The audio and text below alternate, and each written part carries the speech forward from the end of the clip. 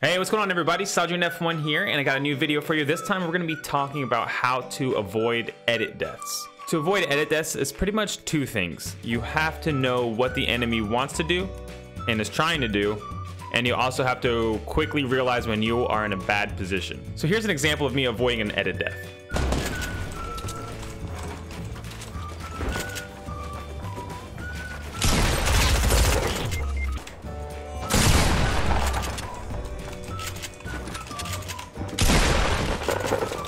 So pretty much what happens there is I'm in a position. So the guy puts his floor over me, or I realize that that's not my floor, right? And he's sitting here right here. So you know when the roof scope goes over you that he's going for an edit play.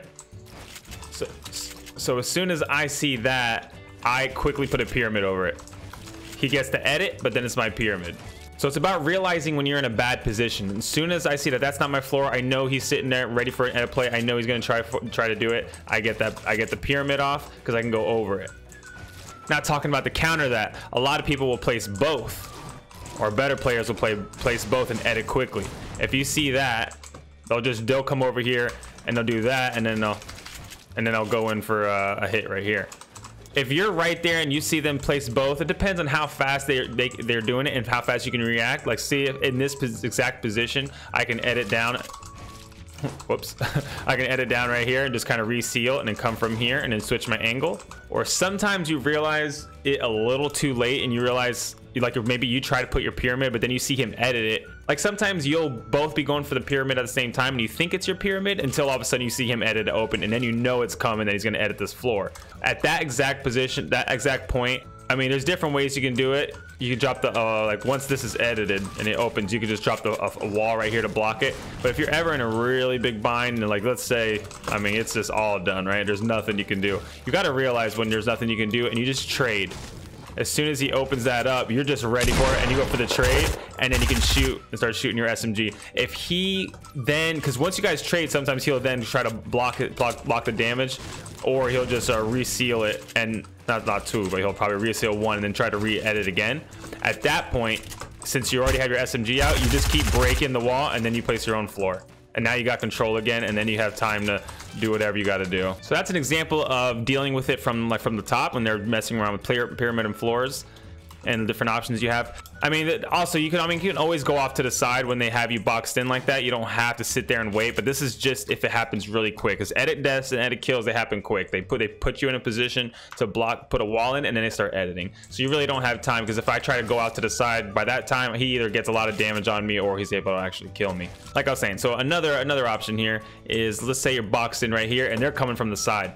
So obviously they can sneak in shots, you know, when you're like, they're just shooting you and you're just turbo building, but some shots sneak in on you. You want that extra layer. So you're gonna want to, like, if he's from this angle, you're gonna want to sit behind this and keep holding your wall, because you can build your wall from here out. And then obviously, like, if he rotates this way, you just do the same, and you just keep doing that. And then when he goes to reload, like, obviously he used all his bullets or whatever, you hear that he goes to reload, that's your time to come out the side and do whatever you're gonna do. That being said, sometimes they do manage to replace the wall and they get you in a bad position. So it depends on what's going on. If you see this window's opening up right away, right here, and you do not have time to flick it over, like, you know this guy's gonna take a shot at you or might be able to finish you or whatever, you can also return the fire, do the same thing with your SMG, and then try to rebuild and then replace. Because when people take damage back, sometimes they'll just stop, or they'll try to reseal it and give themselves more time. But you can then break it with your SMG and then replace the wall, because sometimes they'll like deagle it, replace the wall real quick and edit before you even like really know what's going on, and you just kind of have to return the fire, because if you look down to try to get the edit, especially during panic build, you might just eat a shot. And now let's just say that they actually replaced the wall right here and you did have time to flick it around. So now it kind of looks like this.